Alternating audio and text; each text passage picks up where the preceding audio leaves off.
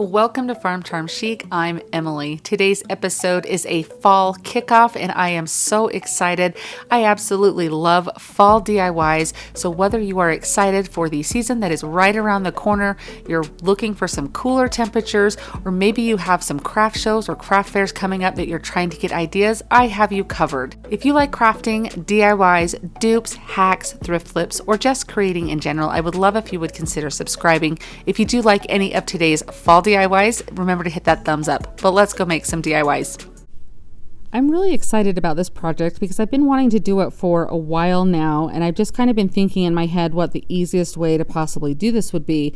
Now you can see my bag of beads here. This is an old Christmas tree garland that we had. Literally, we had this on my tree growing up, that my mom updated her tree and handed me the garland. And so I took all of these beads. They kind of have a glossy finish to them, but they're perfect to paint over. But you could easily use something like this from Dollar Tree or some of their beads or anything you can find. But I just take them and I'm putting them on these little like barbecue skewers because this is how I'm going to paint them. So use whatever colors of paint you want. I use like a Merlot color, a pumpkin orange, like a corn yellow, and then just some antiquing wax. So those are the 4 colors that I ended up using, but it makes really quick work of going ahead and painting these on these skewers. And then you could see I even just use my heat tool to help dry those. So this is just some wire. It's fencing wire that my husband uses on the farm. So I just kind of steal a roll of it at a time when I feel like I need it for a project.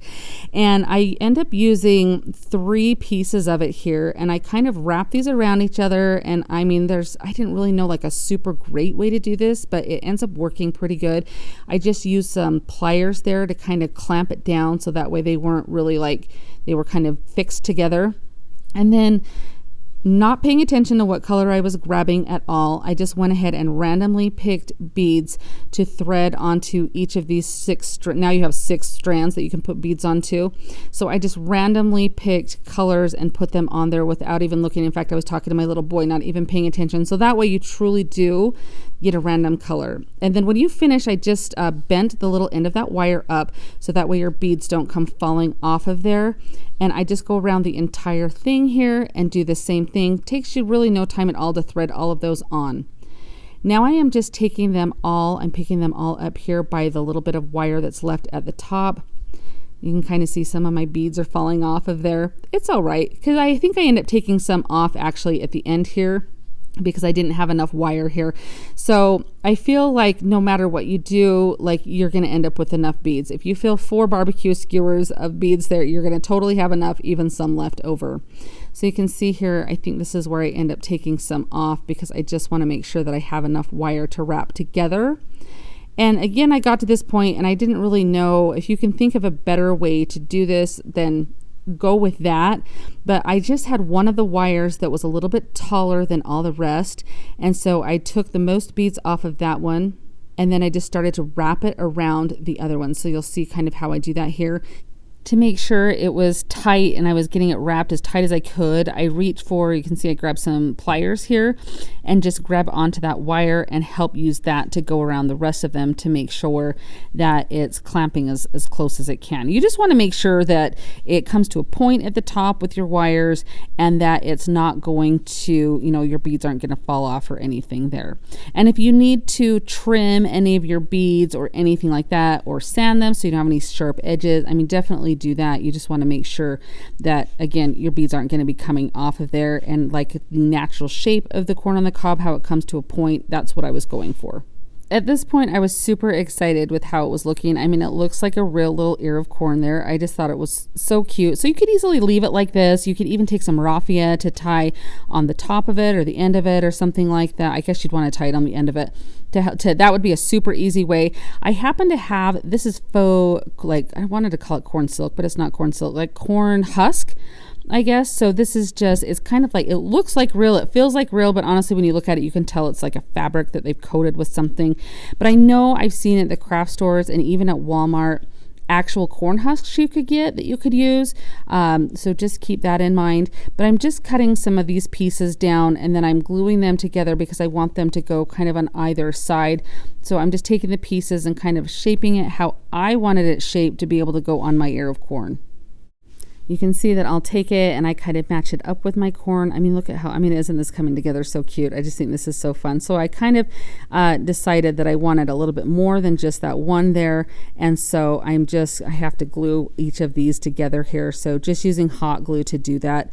And I just kind of play around and have a little bit of fun with it and just kind of go for what feels good, I guess. And you can see here, I have another little piece that I've got built up. And so these are going to go on the back of my corn. I'll show you here in just a second how I put all of these together with the ear of corn. Now that I've got a couple of these sections built up the way that I want them, I am just going to glue them together to make one big kind of fan almost. And they have wire at the bottom, so I'm just kind of bending them so that way I can get a really good bond between the two of them. And then I'll put a little bit of glue down on them, and by a little bit, I actually put quite a bit here because I wanted to make sure this stuck really well. And you just want to make sure that where you're putting the glue, you're just going to face your beads so that way they stick to that glue so you can get a really good bond between them, and so this isn't going to come off. But I mean, just looking at this, you guys, I mean, this turns out so darling. I mean, I can't be more pleased with how this turned out. It was kind of one of those projects that I really didn't know what I was doing going into it. But hey, I think it turns out so fun. So there's just a couple of other little pieces here that were left over, and I went ahead and just glued a couple more onto the side just to make it more full. I think that whatever you have to go with, and even if you wanted to skip this step completely, your corn's still going to look really, really cute. There was a couple little extra pieces that were really small and teeny, and so I just rounded off the bottom of them with my scissors, and I'm just going to glue them coming up the bottom of the corn, and that's going to give a nice finished look to the base of the corn. And then I'll take some glue and glue each of those little teeny curlied ones. I mean, that's what they are. They kind of have this curly ends to them. And so I just kind of fold this over. Looks like it has legs right there, doesn't it? But I just put a little dab of glue on each of these and just carefully push them up into the beads. So that way it looks like you've got a little bit more of that husk coming in the front.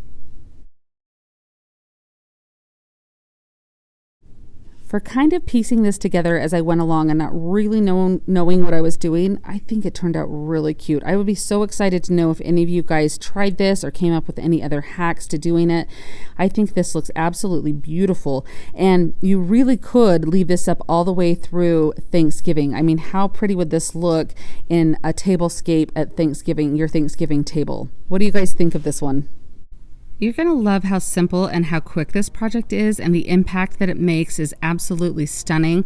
I just have an average pumpkin. You can pick these up anywhere really, Walmart, Dollar Tree, any craft store, and the size you use is just depending on what you're looking for.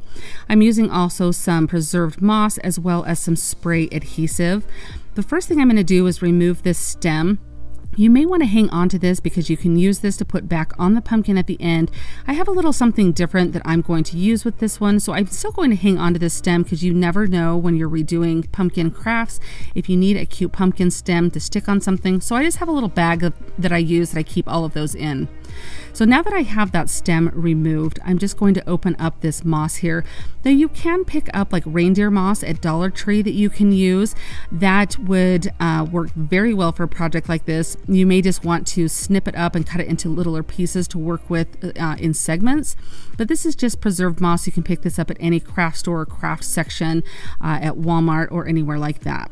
So and you can see that there's some fun little items found in there. So I'm just going to take my pumpkin and working in sections, I'm just going to spray this adhesive. You want a pretty liberal amount because you just want to make sure that you're getting enough on there to hold this moss. And then just working in sections, you're just going to gently place this on there. And I hold it down a little bit just to make sure it gets like that tacky feel, like so it starts to hold, that glue starts to pick it up. This glue works really quickly. That's why you want to work in small sections. And I just want to make sure that I push firmly so it has a really good hold so that way pieces are not falling off. And as you do this, you may want to wear gloves if you're worried about getting the adhesive on your fingers or your hands at all. I didn't have too much of a problem washing my hands, having it come off, but I did have quite a bit of the moss stick to my fingers with a little bit of glue that I would get that would seep through the moss. So just be aware of that as you're doing this. I love the idea of bringing the outdoors in and having this natural, organic look to a pumpkin. I've seen these in higher end stores and boutiques. They go for a lot of money. And this really, you can make this as inexpensive as you want, depending on the size of pumpkin. You may even already have a pumpkin at your house that you could try this with. I did buy this at 50% off with Hobby Lobby in their fall sale. So I think it was just a few dollars that I paid. So not very much money to have a really nice high-end looking piece. Plus, it probably took me about 20-25 minutes at the most, I think, from start to finish with this project, so it goes pretty quick too. As you can see, maybe underneath, I'm working with like a cookie sheet that I have to kind of contain all of the moss, just to keep the mess to a minimum. So as you're doing this project, you may want to do something similar, so that way you're not sweeping up moss for days to come. When I feel like I have a section completely put together with the moss, I just turn the pumpkin a little bit to the side. I spray down the next section with a very liberal amount of that spray glue, and then just work in pieces putting that moss on. You can see how simple this really is. And then as I'm just showing you here that as you get to the end, you kind of just squeeze in the moss, just fit it into the little areas. I like the fact that this was a white pumpkin, so the contrast was really nice against that green, so I could see if there were any gaps or any areas that I missed. You would just go back if there was a spot that you're noticing that you missed and spray it with the adhesive pretty good, and then just stick some more moss on there, layering it on top of the other. I cover the entire pumpkin, including the top and the bottom. You could possibly leave a little bit of the bottom if you want this to sit very flat.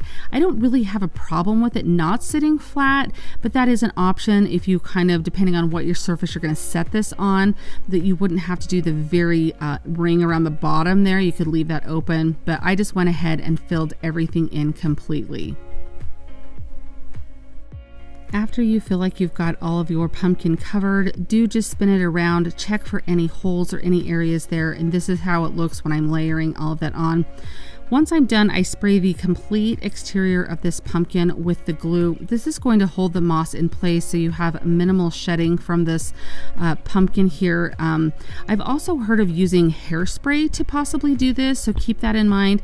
I did just, once I sprayed that glue, I rolled up all the little extra pieces of the moss that were there, and then I went ahead and sprayed it again just to make sure that I had another layer of glue on the outside to keep all of that moss on the pumpkin and not on my floor. Now I have this stick, I picked this up at my farm. I thought this would be a really fun type of stem for the pumpkin.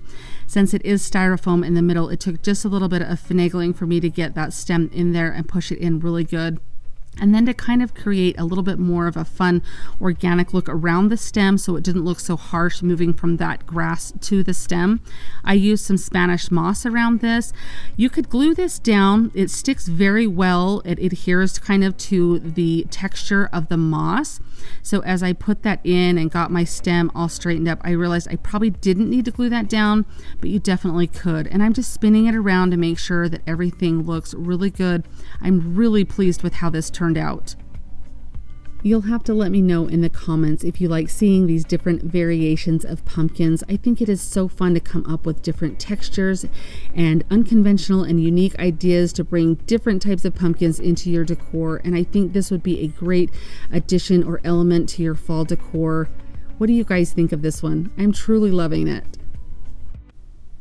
I love picking up these different blocks at Dollar Tree. They come out every season with a few different designs of these, and I'll pick them up 2 or 3 at a time and have them for different projects. Now this is just a piece that I had used prior just in my stash, and it's about 5 inches. The measurement really doesn't matter too much. You just do what's going to fit your pieces that you're using, and I'll show you kind of what I mean in a moment here.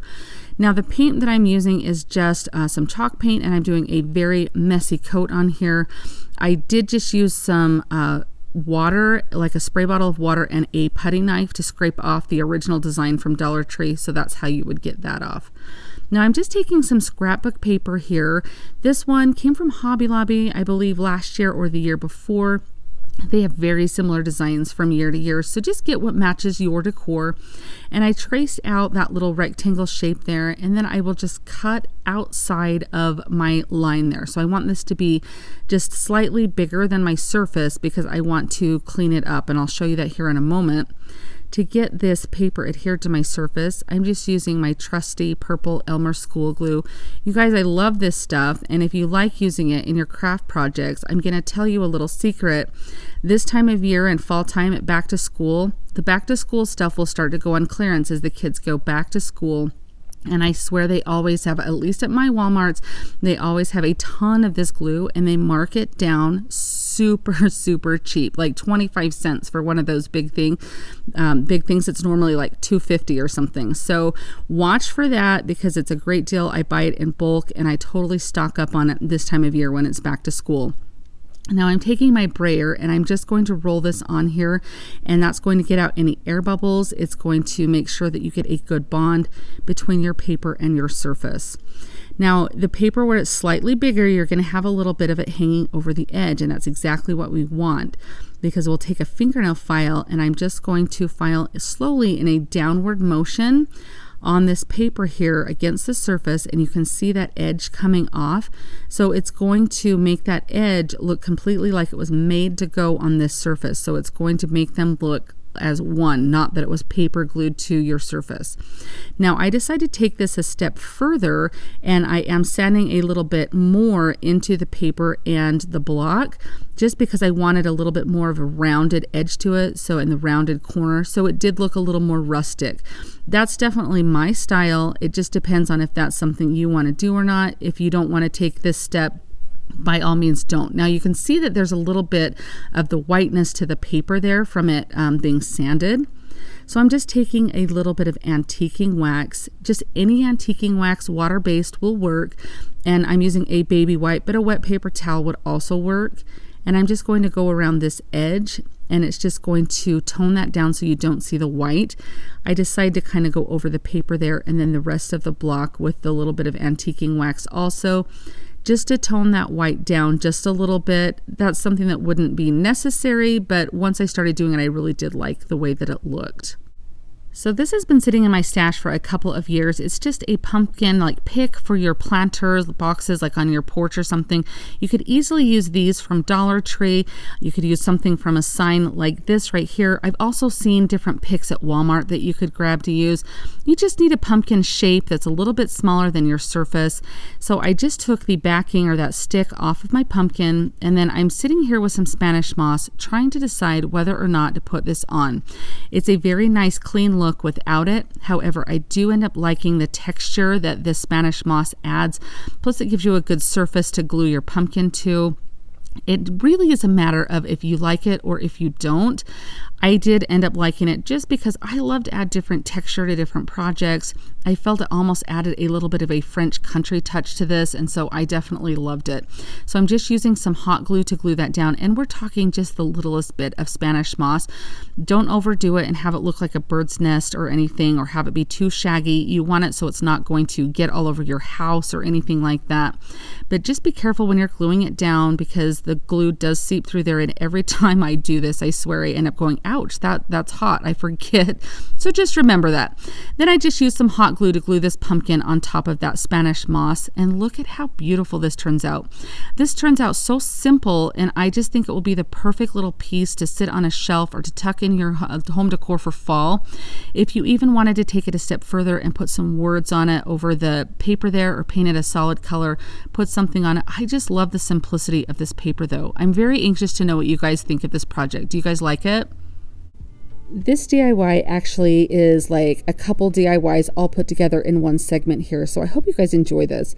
I have these peat pots. I bought them at like the nursery section of my home improvement store, and they're just filled with a little bit of plaster of Paris mixed with water to give them that stability on the bottom. And it took about 24 hours for these to dry, so keep that in mind. But anything in the bottom of them, some marbles, anything is going to work. You just want some stability.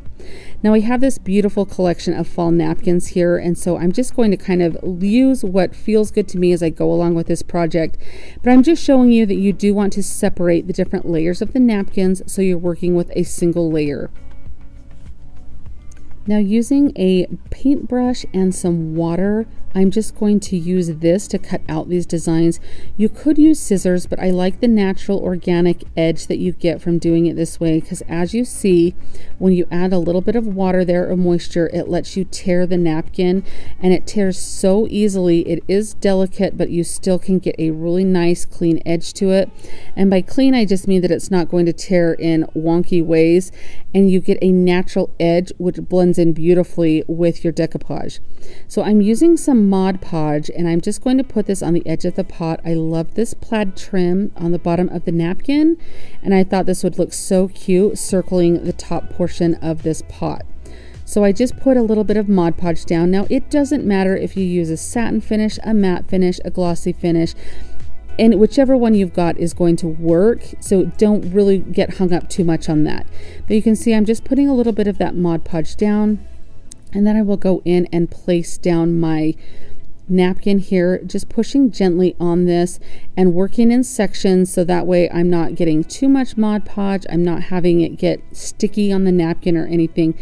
Take your time when you're doing this and just do what looks good, but make sure you do a nice clean job while you're doing it. After finishing the rim of this pot, I'm going to take these pumpkins, and I really liked this napkin and the different pumpkins on here. So you can see I am just using this brush with some water. Now just note that as you're doing this, that the water is going to have a really big like bleed line. So you want to make sure that you're giving yourself enough space to be able to punch your design out or tear your design out without compromising the actual design itself.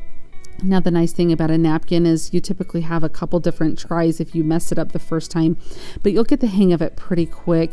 And you can see that I'm just punching that out there to have that nice natural edge here. And on this, I put some Mod Podge on the back of it first, so that way I could kind of hold my pot and get it placed on there. And then you'll see how I end up using the Mod Podge on the edges. But I just gently push down with my finger. And this is just so you can get a good bond between the napkin and your pot that you're using. And you just want to be delicate because you are working with napkins. They can tear very easily, but the nice thing is they also go back together very easily, and you don't typically notice if you have a tear or rip, so don't get too overly concerned about that. So I'm just putting a little bit of Mod Podge on the edge. You can see I'll just lift up my edge there, being very careful not to tear this. Get that Mod Podge adhesion underneath it, and then I go over the top, the whole top of the design. So once you can either do this in sections as you place your napkins down, or all over at the end, but you will want to put a nice coat of Mod Podge all over the edge of this, or the outside of this. Now on this bigger pot, I thought I would kind of brighten it up a little bit with a little bit of chalk paint, just with a chip brush here, going over haphazardly, no rhyme or reason to this, just kind of brightening it up, looking like it's aged here. You don't really see too much of it underneath, but enough that it was kind of fun to do this process. So that's up to you, just showing you a different technique there. So now I'm just centering. This is a larger design, which I loved using on this larger pot. But when you get to the bottom here, because it's a little bit too long for the pot, you can see I just run that water along the edge and it tears right off. So that way you can either fold the remainder of it underneath the pot, or you can just have it go right to the edge and have it stop. It's not going to make too much of a difference either way. You'll just want to make sure again that you go in with some Mod Podge and Mod Podge that edge, so you're not going to have it lifting up at all. And then just make sure that you go over the entire design with the Mod Podge. Again, you can do this either in each napkin section that you do, or all over at the end. Whatever you do, just make sure that you do that step. Now I have these cute little tags that I think I picked up. I think these came from Hobby Lobby. You could make your own. You totally skip that step if you want, but I'll show you what I do with those tags. Now I'm just putting some sacks that I had from the craft store down in this pot to give a little bit of volume there. So it's a great way to use those bags if you have them left over, because you want to be able to build up the inside of your pot. And I didn't want to have to waste styrofoam or anything like that. So I just put a liberal amount of hot glue and then some Spanish moss. That's going to give you your base to your pot. And then I have 3 pumpkins for this particular topiary that I'm doing here for my pumpkin stack. all different sizes, going from the largest to the smallest, and you can match different colors, different sizes, different shapes. It's so fun to be able to do DIYs like this. Now in between each layer, I'm going to put a little bit of Spanish moss. I really love the look of Spanish moss with the pumpkins. It kind of gives like that pumpkin vine vibe. I love the color of the Spanish moss. It has a really that brownish look, almost like a fall look that you get. I just really think that it complements the pumpkins really well. Plus it adds a nice layer of texture and a little bit kind of softens the look, if you will. So between each layer, just a little bit. You don't have to go overboard. You can put as little or as much as you like. And then I'm just using some hot glue. You could even go up through these and put a skewer down through them to add another layer to add a little more security if you want. I feel like the glue holds really well. Now I'm using my heat tool there to get rid of any of the little glue webs that you do get from the hot glue sometimes, so that kind of melts those away. So it's kind of a little hack there, if you will.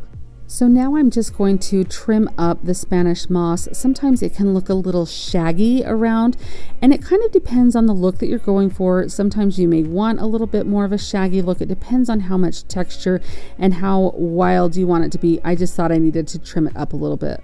So now I'm moving on to my littler pot here, and again just pushing one of these plastic bags down here, tissue paper, some of the paper that they wrap your breakable items in from like the craft store, anything like that, paper towels even, something just to stick to build up the inside of that pot so you can put your base layer of the Spanish moss here. And again, I just use hot glue and I'm just pushing that down, almost making like a little nest for your pumpkins to sit on. Now I'm doing my smaller pumpkin stack with just 2 pumpkins.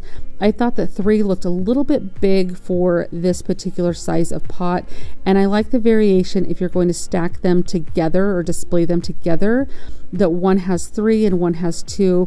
I think they complement each other really nicely. So now just putting a very liberal amount of hot glue. I am just going to set that right in the middle of our nest that we made with the Spanish moss and just hold that down until it gets a firm grip there. And then I do go around the edge here. You can see just putting a little bit more hot glue for a little bit of extra security in there. On this one, I do the same thing with the Spanish moss. I just put some hot glue on the top of the pumpkin and place a little bit of that down, just a little bit, just enough to add a little variation between each layer. And then I will take my smaller pumpkin and go ahead and put some hot glue on that. And then I just place that down on top of that Spanish moss and the other pumpkin. And that's all it is to get these to stick together and have a cute little pumpkin stack. Easy peasy. Now these cute little tags, I thought this would be fun. It's kind of like a burlap material and it would be cute just tying it on as is, but I wanted to have it look a little primitive. So I took some antiquing wax on a baby wipe and rubbed it all over. You could also soak it like in coffee or tea. You could even put a little bit, like spray it with some Mod Podge and some cinnamon on there. Any way that you would want to age this would be great. The cinnamon would really smell really good. I've even seen people use like pumpkin pie spice when they've done these to have a little scent go with it, and I'm sure it smells delightful. So now I'm just going to tear a little bit of the edges to have a little bit more of a look of rustic look there. And so I'm just using my weeding tool to kind of pull out each little thread. Again, this is just a matter of taste, what you decide to do or have a tag on there. Anything is going to be great. Even just leaving it as is would be totally fine. But I like to do a little bit extra every once in a while. So now I am just going to put some Mod Podge on here because I wanted to have it creased or kind of wrinkled like it had been sitting around for years, and I thought the Mod Podge would help it dry with a little bit of that crease stain in there, which it does. So I just completely coated the front and the back, and then I just kind of put it in the position I wanted and let it dry. You could even use some of the little Dollar Tree clamps to kind of help keep it in a creased position. Now I'm just putting a little bit of twine back on here, and I'm going to tie this onto my pumpkins. And I went just 1 pumpkin layer down to tie that so that way it would hang really nicely on the side of that. Now, how you do this next part is totally up to your taste and your preference. You could tie this off and cut all the little strings so you didn't see those hanging down at all. I chose to leave the tails long and make a finger bow by wrapping some twine around my finger several times, maybe 8 to 10 times, and then just tying that in the middle with another piece of twine to make a nice sized finger bow there. And I glued that on right where those tails were, and then just trim them up so they're not really too long. So that's just a matter of personal preference there. And then look at how cute these pots. I thought I would just show you up close this cute little pot, how all that decoupage and the napkins turned out. I just think it turned out so cute. Now on this one for the tag, I felt like it needed to stick up a little bit more, so I put a little glue underneath it so that way I could kind of control how it fell on the pumpkin stack, so that way it would pop up a little bit more. I feel like this project was a little lengthy, but I think these turned out absolutely beautiful. It was worth it. I just love a good pumpkin stack, and I feel like having that custom pot that I did with the napkin and the decoupage on those, I just think that really sets these apart. And how fun are those? Now, if you didn't have pumpkins to do in a stack, you could easily do even just one pumpkin on these pots or anything else. I just think having those cute pots gives you such a good base to start with. What do you guys think of these? Let me know down in the comments. One of the pieces that I make for every season all year long, I make layered signs, and you have to have your main forefront sign, and I'm just showing you an option from Dollar Tree if you want to use one of those. I happen to have this other cute little pumpkin farmer's market sign I wanted to use, and the back sign I had bought at clearance at Hobby Lobby. Dollar Tree, you can put a couple of signs together to be able to do something like this, but I always on clearance look for bigger sign shapes to be able to do this with. I always need like a bigger square, and I think I paid just over $3 for this, so not much more than if you would buy a couple of Dollar Tree signs. But just, I always have stuff like this in my stash because I love making these signs so much. Now this paper is just some of the sticky wallpaper that you get from Dollar Tree. In my Dollar Tree, it's kind of down the aisle where the stencils are. There's some of that faux tin that you can find, and they have a bunch of different designs of this. It's almost like contact paper, but I think they call it removable wallpaper, but it's like a giant sticker really. So I just wanted to try my best to match up the edges so I didn't have to do any sanding or anything. And then I will just peel back that barrier there between that and this adhesive stuff, and then just gently place that down. You just want to make sure when you're putting it down that you do it slowly, rub as you go so you don't end up with any bubbles or anything like that you have to peel this. I'm just using my X-Acto knife to cut this exactly at the edge there. Now, I've made these signs before using like scrap wood or barn wood. So if you have something that already has a really nice finish to it, that you don't need to come up with something, definitely do that. You could also just use paint. I wanted a little bit of a wood look behind this, but I easily could have just painted the sign with a color and had that be that and be done with it. So I have another piece. This is just a leftover piece of this wallpaper from another project that I'm lining it up with this, so that way I can have the design continue, since my piece was a little bit bigger than just one sheet of the wallpaper. So now you've got your back all the way finished, the backing piece. You just need some styrofoam.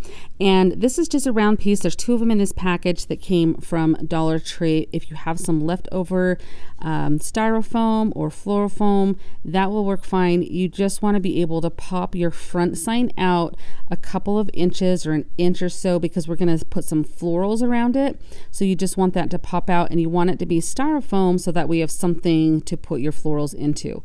So I'm just putting a liberal amount of hot glue on this. This particular styrofoam is like more dense than some of the other styrofoam, so it doesn't quite have the same, like the hot glue doesn't melt it as much. Still a little bit, but not quite as it does some of the other styrofoam. So I just make sure that you can't see the edge of this. So I'm just checking that.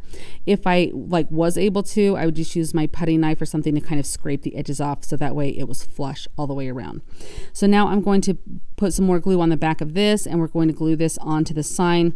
And then we have our layered sign all complete and ready to add our florals and embellishment on there. So I do just eyeball this. You can do whatever method to measure. So I just am a big person that eyeballs everything. So do what you want with that. But look at all these beautiful florals that I have here. The majority, if not all of these, came from Dollar Tree. There might be one or two that didn't. Now I'm just going to show you a little hack. I put this in one of my videos last year and you guys loved it. So I just thought I would pass on the information again. A lot of times when you go to Dollar Tree to pick out florals, they're in the worst condition. Like the leaves are completely like so crumpled up that they're almost unusable. And I just want you to know that all you have to do is if you have a heat tool like this, and you can just pick these up on Amazon. I have one linked in my description box, but you just have to blast the leaves. I set them out like this. Be very careful not to melt the leaves or to burn your fingers, because I mean your heat tool is pretty hot, but just blasting a little bit of the air on it helps to straighten these out like you would not believe. I mean, it is the most amazing hack. I have taken some of the worst leaves from Dollar Tree and done this hack on them, and they turn out beautiful. You would never guess that they were in such a bad shape or bad condition. And it helps sometimes to blast them from each side. You blast them on the front, and then if you turn over and just naturally let it lay on your table and blast the back of it, it helps really well. But I mean, those leaves look great now. I mean, if you saw what they looked like before, they were a crumpled mess, and now they look absolutely beautiful, fresh and ready to use. So I cut all of my leaves down. I think I end up using 2 full stems of leaves from Dollar Tree with different colors. And actually, now that I'm looking at it, I think I had this as a little like leftover one that I had like a couple stems left on there. So depending on how full you want it, 2 you could probably get by with, 2.5 or 3. It just depends on how full you want it and how big your pieces are. I always get asked about these trimmers. They're Cobalt. I got them at Lowe's, and they're just wire cutters, and they work great for doing your florals and everything. So now I just alternate the colors going all the way around, and I just stick that into the styrofoam. I don't glue them or anything. The styrofoam holds onto these really, really well. If that's something you're worried about, just put a little touch of hot glue on them as you put the flowers into them. But I just work in a circular motion. You're almost building like a wreath around this. And I've actually done it where I have placed a wreath in between. If you don't want to go to all this trouble, that works too. But I love the styrofoam hack with this and being able to add all sorts of different things into it and not having to worry about the wreath pushing your item forward or anything. So you can see I have all of those leaves in there and how beautiful it's starting to look, how full it is. I just think that this show is such a showstopper piece because you don't see these all over. Like I have yet to find these like in actual like stores or anything. This is just something I kind of accidentally came up with some of my Christmas decor a couple of years ago. And I have been putting them in my videos ever since, and you guys love them. So I just decided to use all of the leaves that I had there, so I didn't have any left over. Again, make it as full as you want or not. The leaves would be enough. If you wanted to stop right there and not have to add any extra in, you would be just fine to stop because it's beautiful the way it is. I have these berries, however, and so I have 4 of them, so I'll stick 1 on each side of my sign since it's square. And that way, and then this one I believe did come from JoAnns or Hobby Lobby or somewhere like that, and it's just these little yellowish orangish flowers. It just adds a little bit of texture. Dollar Tree has some similar stuff that you could easily use, or some bigger berries or something. Just different textures you want to go with. Different types of the leaves are pretty dense, and then you have like the wispy look of these little florals. Just kind of change up the different textures in your piece and you can't go wrong. I found these pieces at Dollar Tree, these little pumpkins with these cute leaves here. If you can't find those, even just some of like the styrofoam pumpkin scatter that you can get, use some barbecue skewers to put those through the pumpkins, and then stuff the skewers in to have the cute little pumpkin element if that's something that you're wanting to do. And then, I mean, at each step, you really could stop. I just sometimes don't know when to stop. It looks great in the end, but I just want you to know that you don't have to make it as full as mine. But I thought these little flowers would be really cute to brighten it up a little bit with that little bit of yellow color. I have never been trained as a florist or worked a lot with florals other than just in crafting. And so I just do kind of what looks good to my eye or what feels good. Look for pieces of inspiration. If you're having a hard time knowing what pieces in there, look on Pinterest and look up floral arrangements or like fall wreaths. Kind of get an idea of the different types of elements that you want and then try to match those as best as you can. These are some of these little wheat florals from Dollar Tree, and I didn't feel like I was missing anything until I put these in, and I was like, oh, those really do add like that harvest feel to it. I'm so glad that I had those and decided to put them in, because I feel like that really does just, I love how this is turning out. I hope you guys like these projects. I have so much fun coming up with different ideas and different ways to make them doable for you, and you can customize them to any season with any type of sign. It's fun to also do like a circular sign on the square shape if you want to. It's just, I'm looking at it right here, looking to make sure that I've got everything that I need in there and everything, and I'm just so happy with how it turns out. But go with what you have, or go into Dollar Tree or to your craft store and just look for some pieces, or if you find a little sign that you want to do something with, and just start building it. This sign had a little hanger on it there that had some little holes in the sign, so I just tied some little twine knots, and I'm just gluing those in so that way it has a finished look, like maybe it's hanging on that sign, and that way you don't have that. Now, another little tip, if you have a heat tool like this, is it's great to get any of your hot glue spider webby things that get all over. It kind of melts those away and just disintegrates those away. So I always blast my projects if I've used any hot glue to kind of get those away. But here's the final piece that you have, and I just think this is absolutely stunning. They're beautiful, and it's something that is a unique design, and you guys are going to be so happy with your finished project when you try these. I've had a few of you message me that do craft shows that said you've started to make these for your different seasons and that you sell out of them and that you get very good money for them. And I can believe it, because they're beautiful and it's fairly easy to do. So let me know what you guys think of this, and let me know if you're going to try it. This is such a simple DIY. I hope that you try this because it was so fun. Now, I did find this wire in the jewelry section at Walmart, but you could easily just use, you could use zip ties, you could just use twine to tie these off with, however you wanted. I'm just going to, I end up making 8 loops. I start out with 6, but realize I need more, just of some jute twine. So this is just twine that came from Dollar Tree. I wrap it around each of my hands 20 times. So you could do more or less depending on your style, but just so you know, I did 20 times that I wrapped around, and then I snipped it off, and then I just kind of tied it off with that wire. I wrapped that around so that way it stayed in place. But again, you could just use a short piece of jute twine to tie these off in the middle, so you wouldn't have to buy an extra thing of wire or anything if you didn't have that on hand.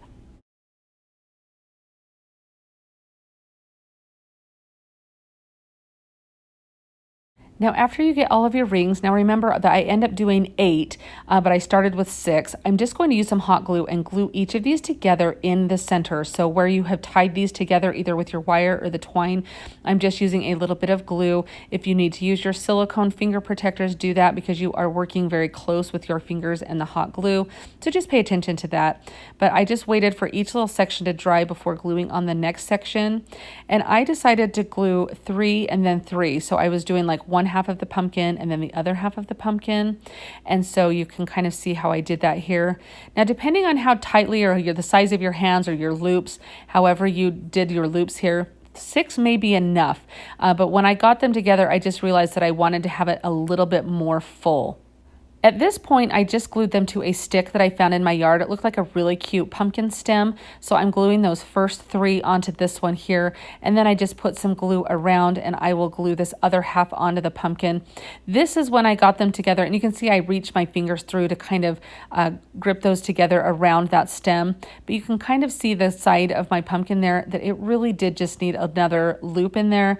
So again, I just wrapped it around 20 times. I tied it off either with my wire or your jute twine, and then I just kind of reached in and glued it in. Once I added that, you can kind of see I felt like it needed another one to kind of make it a little bit more even. So again, the same process. This would be something so fun to do with like kids or grandkids. You of course would want to just help them with the hot glue part, but I mean, they could easily wrap the twine around and everything and make these cute little pumpkins that ends up being so darling. I absolutely just love how this turns out. So this last one I did with just tying the twine on there. So if you need to rewind that to see, but that does show you kind of how I tied the twine on instead of using the wire. So I glue that one in and I just fluff it up a little bit to kind of make sure that it looks as full as I want it. And then I just wanted to put some hot glue around here because I'm adding some Spanish moss. I've been loving using Spanish moss in my fall decor. I don't know if it's just that it gives it a special softness or if it looks like pumpkin vines or what it is, but I've really enjoyed it. And I do just trim it up because I don't like it to be too wild and out of control. And then I have this pick that's from Dollar Tree, and I love these little silvery greenish blue leaves. So you can see I'm just putting some glue on the end of that, and I'll glue that in just as a little bit of the pumpkin leaf there to kind of add a different color to it. I'm just really pleased with how it looks. And I felt like it needed a little something else, so I just take some raffia and I'm just making a little bow. So I just kind of loop it around several times and then just tie that off in the center. This just adds another little bit of texture to it. I felt like the bow just kind of sets it off there a little bit, and I really love how that looks on there. I just think this turns out absolutely adorable, especially for how simple it was to make. It would be so cute sitting on a coffee table, just a perfect decor. This would be perfect to leave out for Thanksgiving, even all season long. What do you guys think of this one? I have a lot of these pictures in my stash that come from home decor stores when they go on sale, and they're perfect to use for projects like this. Now I have these stencils that I got from Essential Stencils, and I'm just deciding which one to use here, and I thought this one would look really, really cute. So I'm excited to try this. This is the first time that I've used Essential Stencils, and I'm very impressed. I have anticipate more coming because it was so fun to use. Now, and it turns out beautifully. Now on this picture, you can see how there's this natural wood finish to the background. Obviously, I'm going to paint over where the words are so we can put our stencil on there, but I thought it would be kind of fun and an interesting look, kind of different, to tape around the border here and make kind of like a mat framing the area where my stencil is going to look. So it's going to be like a faux photo mat or something. Anyhow, so I tape all the way around just one little section of my painter's tape. That was kind of my trick to make the stencil fit on here. It looks really good in the end, so I'm excited to see show you guys what it looks like. So I'm just taking some white chalk paint. I believe this is just kind of an off-white color. I thought that would look best for the stencil that I was going with, so that way I could have the colors of the stencil show up really well on here. And I'm just going over the border of this tape here to make sure that I get a crisp line. It takes about 2 coats of paint. I did 1 coat and it gave pretty good coverage, but I could still see a little bit of that original saying on there.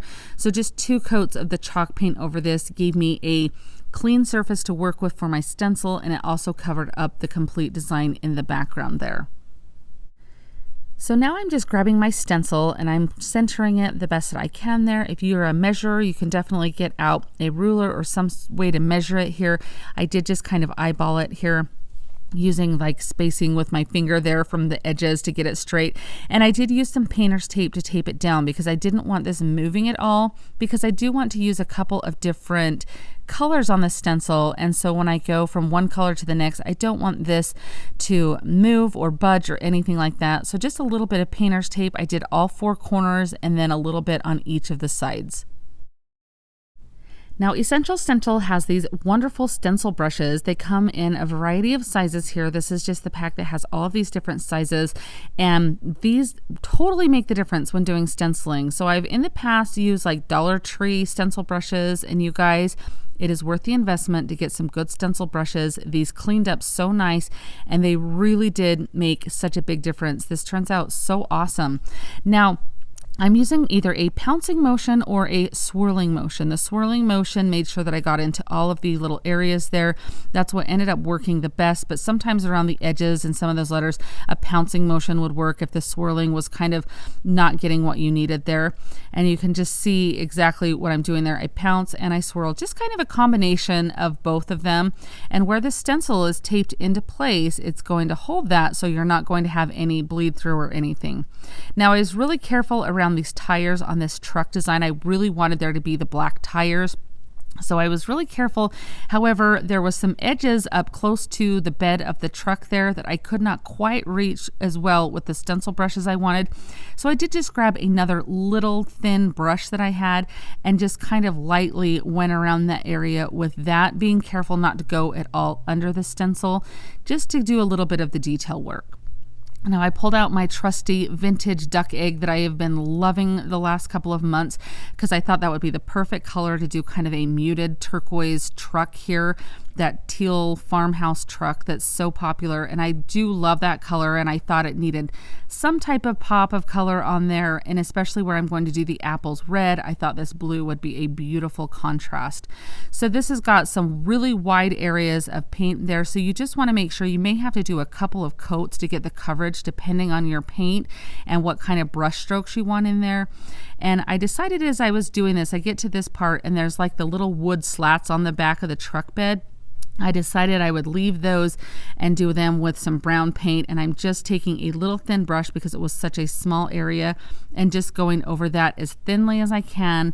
And I tried to remember when I was doing this that it is supposed to look like wood, so if the coverage isn't super dark or it's a little sparse, it probably will look just like natural wood slats. So I was very careful doing this, but I didn't get like total full coverage. I just picked a deep red to do the apple color. I thought the contrast with the red and that truck would be really beautiful to have that nice deep red on there. Now the stencil did have areas for like stems on the apples, and I chose not to go in and paint those with my brown paint. I was worried about how it would look on top of my red paint, and I didn't want to get too tedious or have any bleed through. I just wanted to keep it as simple as I could. So that's a matter of personal preference what you decide to do there. But I did just make sure that I got all the coverage that I wanted to on those apples before let them dry, and if I wanted to go back in, I did that. Now I'm just removing the tape from the stencil that's holding it in place, and that way I can get this pulled up and show you guys the reveal here when I pull this back. I really think you're going to love how this turns out. It's always that moment of like, oh, I hope this turns out when you peel this back. But look at how good it looks. It's beautiful. I love that color of the truck. Now there was a couple of areas, and I mean just the smallest of areas, that honestly, if you weren't looking super close at it, like I was going, ooh, I probably ought to clean this up. I just take a little bit of white paint on my brush, and you can kind of see, I mean, who would have seen that area anyway? But it's always best to go ahead and clean it up if you can see a little area that needs a little work like that. And now you guys know how to do that. It's really easy to go in there and just kind of make those lines really crisp and really clean. So now let's go ahead and remove the tape on the sides here.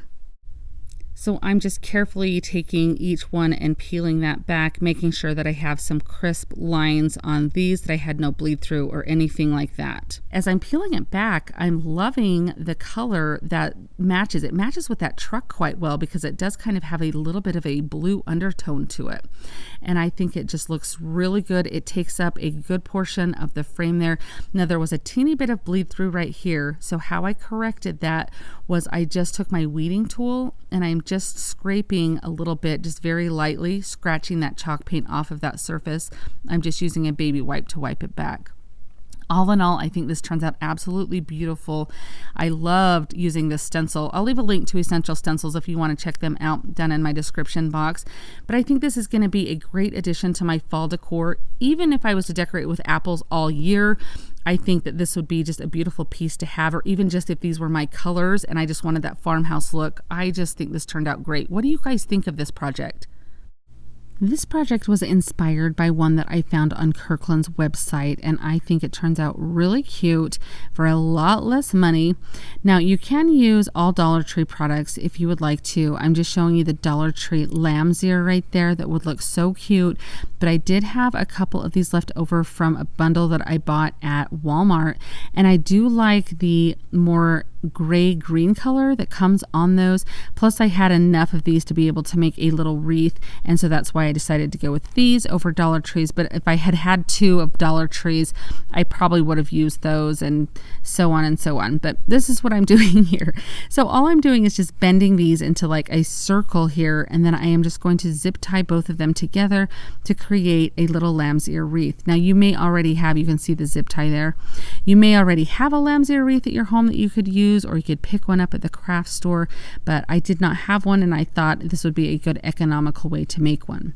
Now these little windows that come from Dollar Tree, they're darling, but they have these little galvanized metal things on the bottom of them, and I didn't love it, so I was trying to remove it as best I could without damaging the window. and it really just doesn't look the greatest. So this whole time I'm sitting here trying to think of what I'm going to do to cover that area with. Now you can just see once I have that little wreath made, I'm just going to use some zip ties to zip tie this through those little cutouts on the window there, and that's how I get that wreath to stay put. Now you of course could use glue if you wanted to. I just picked these zip ties up at Dollar Tree. They're in like the automotive section, so check there if you're wanting to grab some, and they come in all different sizes and colors and things like that. And then I'm just taking a few little florals and some pumpkins, and I'm just going to glue them around the wreath. This is just going to give it that fall vibe that I'm going for. And then I have this nativity that I found this going through all of my stash here, and the little base piece of it that you would slide all of the little laser cut pieces into was the perfect size to go on the bottom of this window, and it covered up that little glued area that I kind of tore up when I removed it. Now here I'm just showing you that I did remove the zip ties from the back because I know someone will ask if I did. So I'm just showing you that I did. And then this is a stencil that also came from Dollar Tree this year. Their stencils for fall are darling, and they come with 2 stencils in a package. So make sure when you're looking at those, you flip it over and see that there's a design on the back as well. And this one just says, it says hello fall, but I don't have room for the hello. But the fall is absolutely darling because that A is a little maple leaf. And so I thought that would be super cute to put on this project. So I'm just doing some brown for the letters, the F and the 2 L's. And I'll go back in with some orange and do that on the cute little leaf there. And when I lift that up, you can see how cute that is. But it does look a little plain to me on the sides. So I just go in with a couple extra little leaves, and I do that on both ends. So you'll have to let me know what you think once I get done with that. But I think it looks really cute. Now what I do is I take my emery board. I love to use an emery board to do some filing, and I'm just filing the edges to give it a kind of rustic look. And I do go over the top of this. This is just a matter of personal preference. So if you're wanting to have a more worn look, like this has set out for a while or it is aged, this is something that you can do, is just lightly sand over the letters that you've painted on there with the stencil, and it will kind of fade them a little bit. But I think this window hanging is so cute. I love how this turns out, the little pumpkins and the little florals on there. The one at Kirkland's that I saw was like $70 or something, and I made this for less than $5, so I think it turned out pretty good. In the springtime, Dollar Tree had these darling little fence signs here. You can see I've taken the pail off of one of them, but I picked up 3 of them, and I've used one in a project that I just loved, and now it's time to try another one here. At first, I took this, this is just burnt umber acrylic paint to paint on this sign. Now, I'm not sure if I should have put a coat of Mod Podge down, if I should have sanded it, what I should have done to this. But as I was getting this far, and first of all, I was really disappointed with the coverage because I'm used to chalk paint being thick and having such good coverage. But as I was putting this paint on here, look what happens. It starts to come back up. Like every time I would swipe the brush, it would be bringing more paint back up, even though it was completely dry. And as much as I tried to save this, I had a technique I was wanting to try in mind. It just wasn't working. So I eventually gave up, and I just went to use some black chalk paint, which worked out very well. I didn't have a problem with this pulling up any of that acrylic paint, and the coverage was beautiful. I just had to do 1 coat of black paint on this, and then I just used my heat tool to help that dry, just because I'm one of the most impatient crafters out there. But I do love my heat tool, I will say that. Now I'm using a Crackle medium. I'll paste all the information about what type this is down in my description box. But I'm just going with a light coat all over this entire fence here because I'm going to, what this is going to do is I'm going to let it dry completely and then place another layer of paint on top of this, a contrasting color. So I end up doing white. And what's going to happen is as that white paint dries, this Crackle medium is going to allow that paint to do exactly what it sounds like. It's going to let it crackle and look like it has little cracks and chips in it, like it's aged naturally. So here I'm just taking this white paint and I'm putting this on here. You do want to work fairly quick, and you do not want to go back over an area that you have already painted because that will disturb that Crackle medium and you will not get a good effect. So you can just kind of see how I'm doing this in just little areas that I'm working in. My paint was a little bit thicker, I think, and so I probably could have gotten a little bit better coverage if I had added a little bit of water to it, but it still works out in the end. So you can just kind of see I'm going over that last little bit, and then I kind of remember like, oh yeah, I'm not supposed to disturb these areas that already have paint. But look at how good this looks. What happens is it just starts to crackle like that, and it just looks aged, and it's just a fun, different way to distress things. It's fun to play around with different colors too, because that background color will kind of seep through of whatever color you choose to do. Now I'm going to make a pocket sign out of this, and so I am just taking a little piece of fabric here, and I use this for one of my Easter projects, but I thought it's a really good color for a fall, this plaid, so I decided it would be really cute. And I just kind of used the sign as a template to cut it down to the size that I wanted for my pocket. And then I thought it would be really cute to just take all of these little threads off of the edges and fray the edges, so that way it has a little bit more of a rustic look. So that's something that's completely personal preference, but this plaid fabric here frayed perfectly, and I was able to get all of those edges looking very rustic. So you can see how easy it is just to pull those threads right out. I do complete this on all 4 sides, so that way every side will have that fraying on it. And then I'm just putting a little bead of hot glue along the base of this so I can get my base glued down first. In my mind, that was the simplest way to get this started. So I'm just putting that little line of hot glue, and I'm loving my cordless hot glue gun, you guys. So I had a few of you ask what I thought of it, and so far I really do like it. It is nice not being tethered down with cords. I'm still just getting used to getting it put back in and out of its little docking station. Sometimes I feel like that's a little challenging for me, but it just kind of is maybe not as a smooth transition as I want. Anyhow, back to what I'm talking about here. I am just taking this bead of glue, and I put it up both of the sides, and then I left a little space at the top so I could fold this down. I thought that that would look really cute, because once you stick some florals in there, I got thinking like, well, you're not really going to see that frayed part on the top. So I thought it would be fun to fold that down, and that way you will definitely still get that frayed edge. So I'm just taking the glue to do the rest all the way up to the top of the little piece of fabric there. And then this little sign came from Dollar Tree, and I thought this thankful sign was so pretty. I thought it would be so cute pasted, or not pasted, but glued on here. And so I'm just using some hot glue to put on this, and then I will just set that down. Now you could leave it as it was with the fabric, and it would have looked just darling, but I love to kind of plus it and kind of add a little bit more embellishment, and I really thought this thankful sign was just so cute, so I thought it fit really perfectly. And not only that, but now I have that cute galvanized pumpkin for another project if I decide. So now I'm just taking some fall florals, and I'm just taking some little scraps that I have, like pieces that I have cut off that I haven't used in projects, to kind of complete this. And so, but I mean, I would think that just one sprig of florals from Dollar Tree fall would look just fine in there. Like I thought just this right here looked absolutely darling. I do add quite a bit more to it, but I mean, this is simple, and I mean, it gets the message across, and I think you'd be fine just to stop right here. It just depends on how full you like to make things and what your style is. So I'm just taking, these are like some little wheat or millet type of florals there, and some little fern leaves, and I'm just tucking them in everywhere so I just get a little bit of a variation, and I just thought that looked really cute. Now this is one of those projects that you could put out at the beginning of fall and leave all the way through Thanksgiving, and it would work totally perfect with your decor.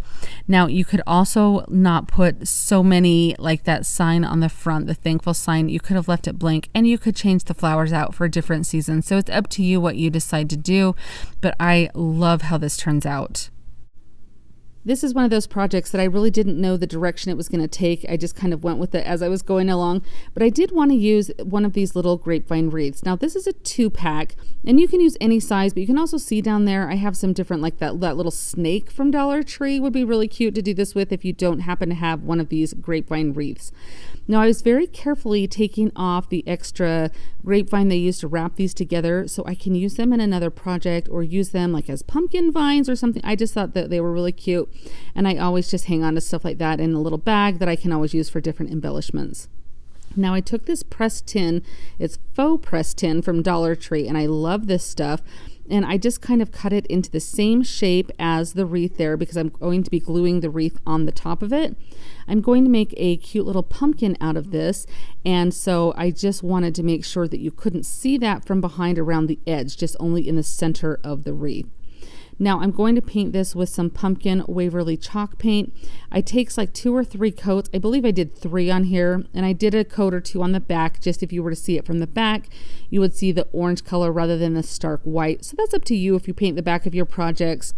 It's kind of a matter of personal preference, or if you're going to sell them, it always makes them look a little bit more high-end. So I'm just showing you here because every once in a while you have someone say, you never paint the back of your projects. I'm just showing you that sometimes I do, sometimes I don't, but today I did.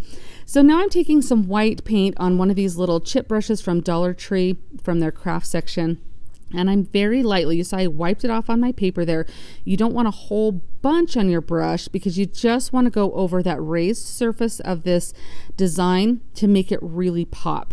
So that's what gives it a look of authenticity. You can really see like that tin, like it's been a piece of tin that you have aged or that has been around a long time, and then you have come back and repurposed it with a craft. So it's kind of fun to see the magic happen with that. Now I'm using some Beacons glue here instead of some hot glue. Hot glue would work just fine. I just didn't really want to melt the tin. It's not really tin. I keep calling it tin, but you guys know what I mean. This faux tin. I didn't want the hot glue to melt it, so I thought I would give this glue a try. So I will just place this down on here and hold it. You can even use some of those little clamps from Dollar Tree, which ultimately is what I did just to let that glue set a little bit. Or you could just set it like this, walk away for a couple of minutes and let that completely dry. So I'm just showing you the kind of glue that I used here. So if you want to take a screenshot here of that, you can. Just pick it up at any craft store on Amazon. It works really well for doing projects like this. So now I'm just using it to glue on, and hot glue would work for this too, but I'm just using it on this little stem.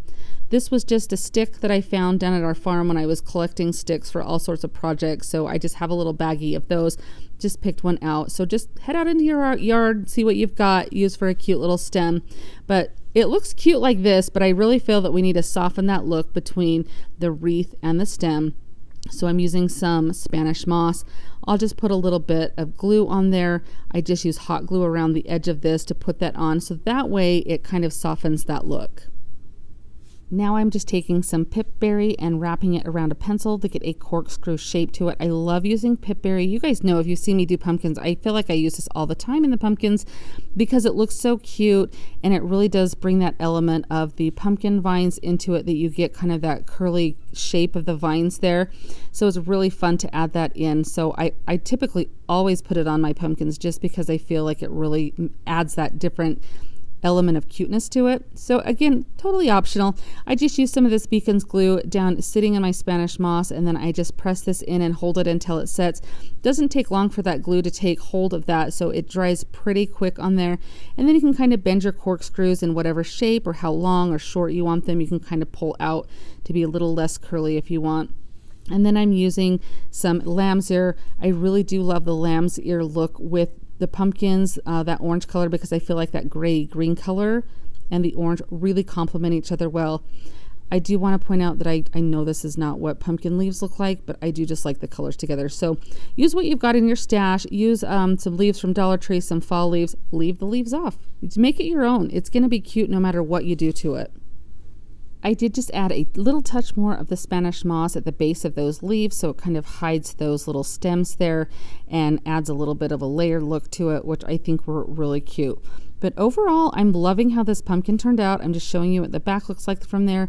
You could put a little hanger on there if you wanted, so that way you could hang it somewhere. But as a little shelf sitter, I think this turns out darling. You're going to have to let me know what you guys think of this. Do you like the projects using this pressed tin from Dollar Tree? Are you guys able to find it at your Dollar Tree? I feel like mine has really had a lot of it in stock lately, and I just love the element that it gives, that texture, and it's so fun to paint and have this two-tone look to it. What do you guys think of this project? Let me know down in the comments. With this DIY, I'm just taking this little cutting board from Dollar Tree and I'm going to turn it into a pumpkin. So I'm just painting it orange. I'm just using some pumpkin orange color chalk paint and I'm just going to do front and back, all the sides, everything. Now, if you want to do a variation of a different color of a pumpkin or something, feel free to do that. But I really just kind of wanted to make this one orange. And then I'm just taking one of these paint stir sticks. I buy these in a package there's several of them for like $1 or $1.50 or something. And I just cut one down to about 4 inches and I'm painting that green for the stem. Now, this stencil came from Hobby Lobby. I've actually been really impressed with their stencil section lately. They've kind of upped their game. They've gotten some really cute, fun stencils. But I thought this kind of had like a fun little French country feel to it, little fleur-de-lis type thing. So I'm just taping that on and I'm just wanting this to go along the bottom of the pumpkin to kind of give it that little bit of a French country flair. When I stencil, I like to use painter's tape to hold that stencil in place, and then I just lightly tap up and down, and as you can see here, with just a small amount of paint on your brush. You don't want so much that when you stipple it down that it's going to like smudge paint underneath the stencil. So you want it to be a very light process, and if you have to go over it a couple of times, do that. And then once I'm done, I just peel it back, and I'm so happy with how it turned out. I thought this looked super cute, so I'm just kind of checking where I want the stem, and I'll just use some hot glue to fix that stem on there, and then I just kind of push that down and get that put into place, and it's starting to look like a pumpkin, I think. And now I'm going to put a little bit of embellishment on it because I love to do that. So I'm just gluing some Spanish moss to the top here, and I'll swing that all the way around to the back of that stem, and I'll glue it down there so it's all in place and it goes all the way around the stem. And then I just add a couple extra little things that I've got here for embellishment. These are little sprigs off of a boxwood pick that I bought from I didn't get it at Hobby Lobby. I got it at Walmart. Their boxwood picks are the best, and they're like $1.97, and you can do so many projects out of just one of them. So I'm just gluing those on. I'm just putting this one down because I wanted it to kind of go over the corner of the pumpkin there, and so I'll do that. Now I'm just taking some twine and I wrap that around my fingers several times and tie it in the middle to make a cute little twine bow. I thought that was cute to have a thicker twine bow like this. And then I felt like it needed maybe even something a little extra. So I have this little white pitberry that I have. You can get this at Dollar Tree, any craft store really. And I'm just going to wrap it around the stem and kind of twist it so it stays on there. And then using just like a paintbrush, I'm just going to wrap each side around that to kind of make the curly cute little vines of a pumpkin there. And I realized that I had done them kind of long, and so I just trimmed them off to what size I want them to be. And then with the little pieces that I ended up trimming off, I end up just gluing into the top there, so there's a couple of extra little pumpkin vines coming out all around. I just liked the contrast of the white pitberry on this, and I just thought it looked really cute kind of all over the stem there, and that it just kind of was the little touch that it needed. I think this turns out beautifully. I love this. You could do this with any sign that you have or plank wood or anything. Nobody would know that this was a cutting board. And I really think that it has such a French country feel to it, and I just love it. I would like to thank you so much for joining me for today's compilation video. I hope that you enjoyed all of these DIYs. If you had a favorite, let me know down in the comments. I always love to hear which ones you guys like the best. Thank you so much for watching today. I'll see you next time. Happy crafting! If you like the video that you just saw and you want to keep crafting together, here's another video that you might enjoy. And as always, remember to like and subscribe. Thanks so much for watching. I'll see you next time.